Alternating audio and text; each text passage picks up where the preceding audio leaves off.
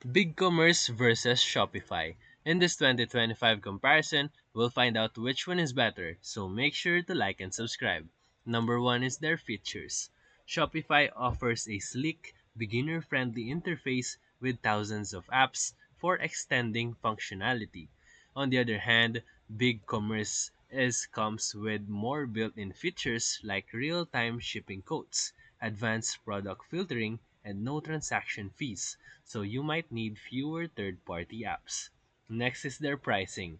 Shopify's basic plan starts at $39 a month, but remember to account for transaction fees unless you use Shopify payments, while BigCommerce starts at $29.95 a month with no transaction fees, but they have annual sales thresholds, meaning you'll be automatically bumped to higher tiers if you sell beyond certain limits.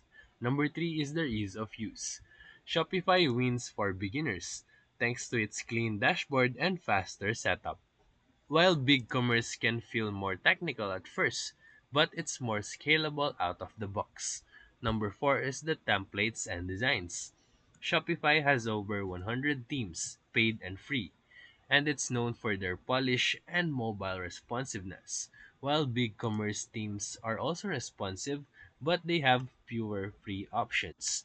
So lastly is their scalability. BigCommerce shines for fast-growing businesses that need advanced built-in tools. Shopify, however, offers Shopify Plus for enterprise users, giving more flexibility with integrations. So for final verdict, if you are a beginner or you value ease of use and a vast app store, you can go for Shopify.